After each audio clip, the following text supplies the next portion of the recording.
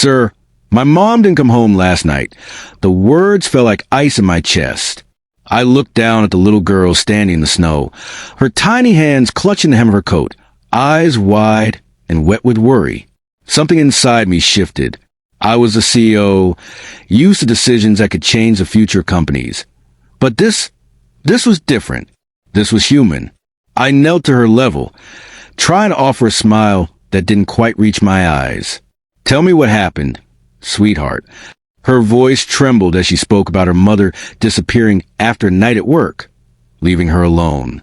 The cold wind carried her words, but they carried something heavier, fear, uncertainty, and hope that anyone would care. I had been rushing to an early meeting, papers and phone in hand, my mind buried in profits and projections. But hearing her story, all the numbers and strategies faded. I felt a pull I hadn't experienced in years. I couldn't just leave her in the snow. I couldn't. Do you know where she works? I asked, my voice steady though my heart raced. She nodded, and her small finger pointed to a diner on the corner, its neon sign flickering faintly through the snowfall. I wrapped my coat tighter, my shoes crunching against the icy pavement as we started walking. With every step, I realized how fragile life could be. The city's lights blurred through the snow, casting long shadows over empty streets. I noticed how she shivered, how her small gloved hands trembled. "We'll find her," I whispered, more to reassure myself than her. The diner was nearly empty, a single waitress cleaning tables as the aroma of coffee and fried food filled the air. I asked quietly if they had seen her, and the woman nodded toward the back room. My heart pounded as we approached, the little girl clutching my hand as if it were the only lifeline she had. The back door opened, and I saw her mother, disheveled, eyes red and worried, frantically packing up to leave. Relief and anger collided in my chest. She hadn't meant harm. She had been overwhelmed, trying to cover shifts and manage life. But leaving her child alone in the snow was something no excuse could fully justify. "Mom!" The little girl cried, running into her arms. The mother hugged her tightly, tears streaming, words tumbling out too fast for me to catch. I stayed silent, letting the reunion unfold, feeling a mix of sadness and awe at the depth of human emotion before me.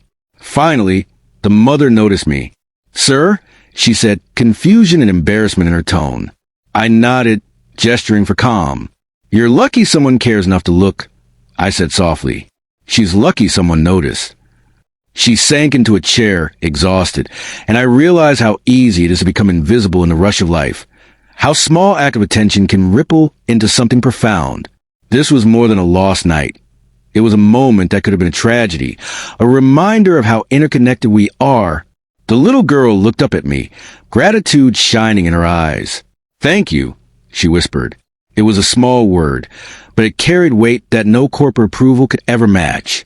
I felt something swell inside me, pride, compassion, and the raw truth that humanity mattered more than any bottom line. As we guided them home, I saw the mother's shame, the weight of responsibility pressing down on her shoulders. But I also saw relief, hope, and determination to do better. I didn't judge. I only offered guidance, kindness, and a reminder that someone cared.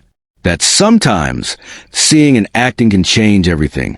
Back at their apartment, the snow had stopped, leaving a quiet hush over the city. I watched them enter safely, hand in hand. The little girl waved, and I waved back, a simple gesture that carried the unspoken understanding. We are never truly alone when someone notices. Walking away, I reflected on the strange karma of life. In the pursuit of power and wealth, I have found something far more fulfilling.